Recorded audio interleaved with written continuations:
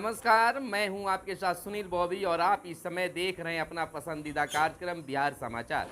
बिहार समाचार में हम खबरें लेते हैं बिहार की खबरें, बातें करते हैं शिक्षा रोजगार से लेकर राजनीतिक हलचलों तक। क्या है बिहार में राजनीतिक हलचल, मौसम का मिजाज क्या है वैकेंसी और क्या है शिक्षकों के लिए खबर, क्या है छात्रों के लिए खबर, क्या किसानों के लिए खबर आई है और बिहार के पंचायत प्रतिनिधियों के लिए क्या बड़ी खबर निकल कर सामने आ रही है। तमाम खबरों पर हम आपको प्रतिदिन बताने का काम करते हैं। लेकिन दोस्तों, शिकायत है कि अब तक हमारे चैनल को आपने सब्सक्राइब नहीं किया है, तो चैनल को जरूर सब्सक्राइब कर लीजिए। हमारे देखने वाले दर्शक 50% से ऊपर लोगों ने अभी तक सब्सक्राइब नहीं किया है, तो आप जरूर सब्सक्राइब कर लीजिएगा। चलिए खबरों की सिलसिला हम पहले मौसम से करते हैं। बिहार में इन दिनों मौसम का मिजाज बदला है। कहीं बूंदाबांदी पानी हो रहे हैं, तो कहीं ओले गिर रहे हैं, तो कहीं लू और तापमान से लोग अस्त व्यस्त हैं। यानी कि बिहार के 14 जिले रहे लू की चपेट में। अगर बीते दिन कुछ जगहों की अगर बात कर ले तो लू का असर जो है काफ़ी भयावह दिखने के लिए मिला। कहीं कहीं बारिश की भी संभावना जो जताई गई थी वह देखने के लिए मिले हैं।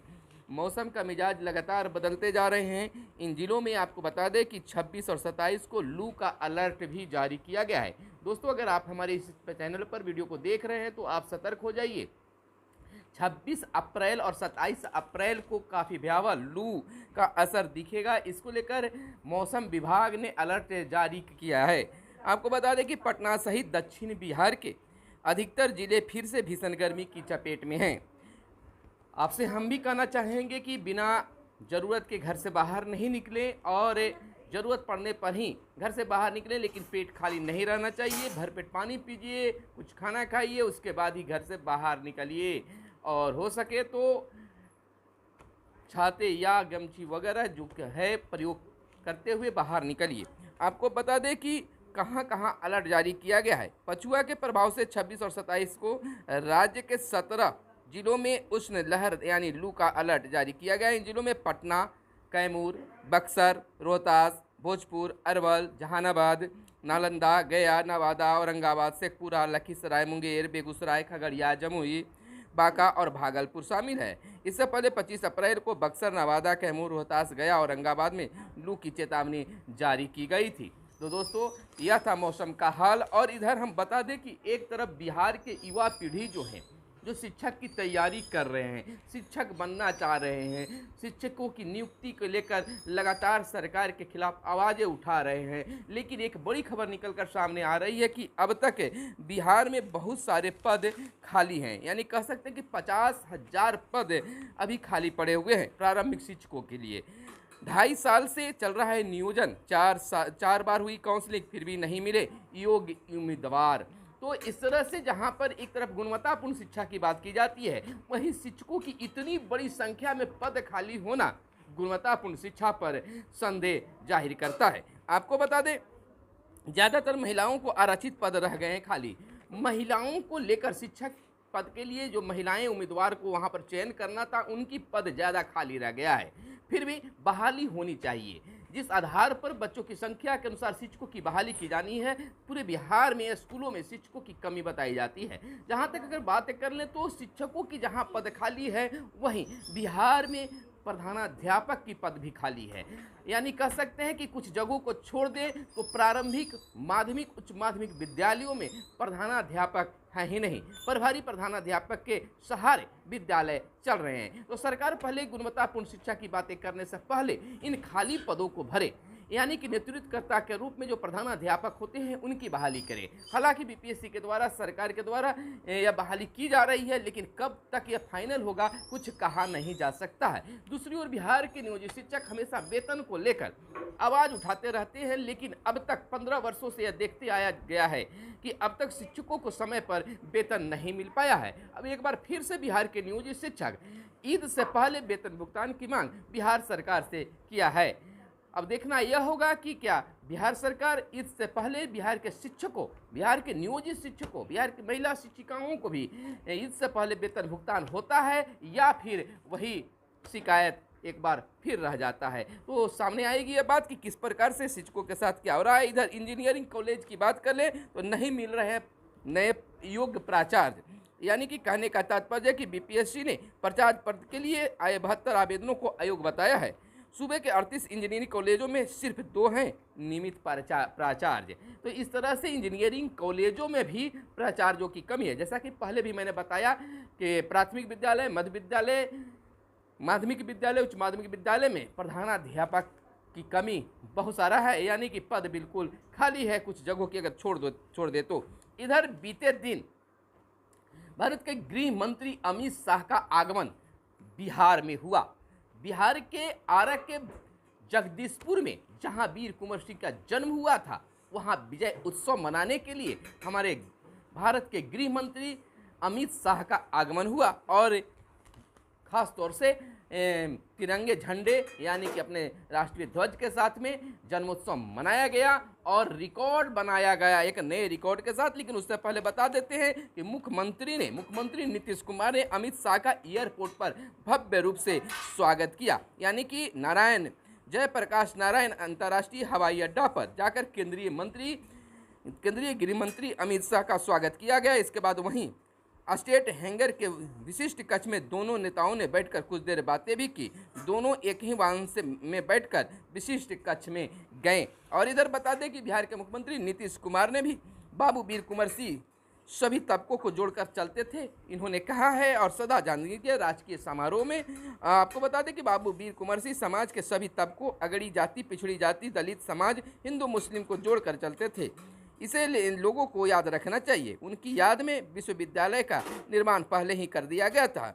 हम लोगों ने उनकी याद में कई कार्य किए हैं। गंगा नदी में पुल का नामकरण भी उनके नाम पर किया गया है। तो मुख्यमंत्री ने भी बाबू वीर कुंवर सिंह के प्रति श्रद्धा दिखाई, लेकिन भव्यता के साथ कार्यक्रम आरा में किया गया। यानी और अमित शाह ने बड़ा बयान दिया, लालू राबड़ी राज को बिहार की जनता कभी नहीं भूलेगी। केंद्रीय गृह मंत्री ने कहा, वीर कुंवर सिंह का भव्य स्मारक बनाएगी केंद्र सरकार। बाबू वीर कुंवर सिंह के कल्याणकारी कार्यों को मोदी सरकार आगे बढ़ा रही है। बिहार से ज्ञान की धारा पूरे विश्व में फैली है। आपको बता दें कि बिहार ने बीते दिन एक साथ तिरंगा लहराने में पाकिस्तान का विश्व रिकॉर्ड तोड़ दिया है। यह बहुत बड़ी रिकॉर्ड तोड़ी गई है बिहार से, यानी पाकिस्तान का रिकॉर्ड अपने भारत ने तोड़ा है। भोजपुर के जगदीशपुर स्थित दुलौर के ऐतिहासिक मैदान में आयोजित बाबू वीर कुंवर सिंह विजयोत्सव में केंद्रीय गृह मंत्री अमित शाह की मौजूदगी में नया रिकॉर्ड बना है। इस कार्यक्रम में शाह के साथ 78,000 से अधिक लोगों ने एक साथ 5 मिनट तक तिरंगा लहराया।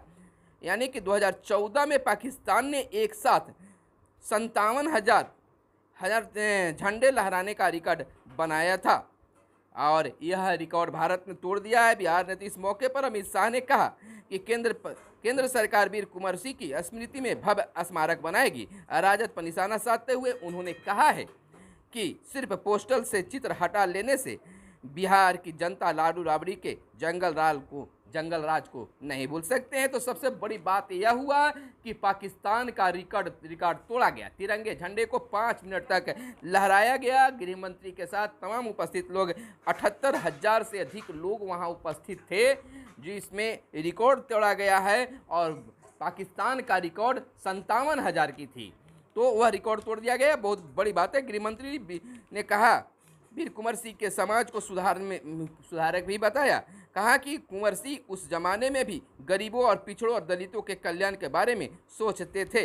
और इधर सासाराम में कहा गया, शिक्षा और ज्ञान वह प्रकाश है जो आजीवन स्वयं को, समाज और राष्ट्र को प्रकाशित करता है। अमित शाह ने बड़ा बयान दिया। इधर नीतीश कुमार ने कहा, वीर कुंवर सिंह विजयोत्सव राष्ट्रीय स्तर पर मनाने की भी पहल की है कि राष्ट्रीय स्तर पर वीर कुंवर सिंह की जो विजय उत्सव मनाने की बात रखी है। यानी बिहार में एक साथ लहराए गए 78,000 तिरंगे। बांग्लादेश सीमा से घुसपैठ लगभग रुकी।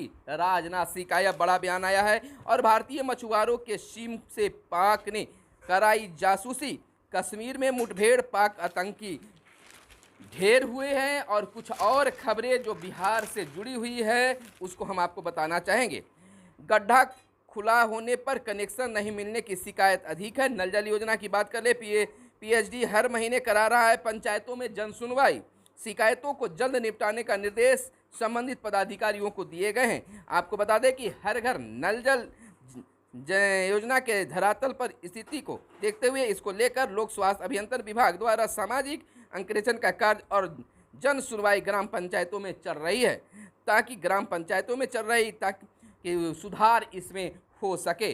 और राज्य में ऑनलाइन लगान पर्ची काटना हुआ मुश्किल, लिंक फेल, बीमारी बैंकों से निकलकर अंचल दफ्तरों तक पहुंच रही है। और इधर अंग्रेजों से माफ़ी मांगने वाले मना रहे हैं कुंवर सिंह की जयंती, बोले जगदानंद सिंह।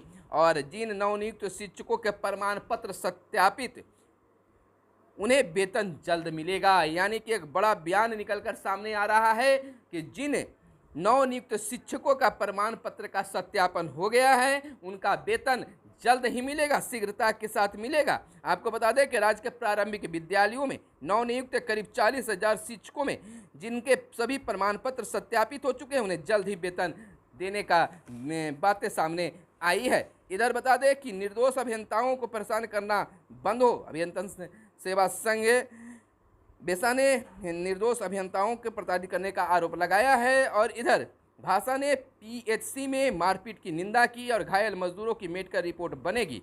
राज्यपाल ने वीर कुंवर सिंह को नमन किया। और इधर इंटर कंपार्टमेंटल आज से शुरू।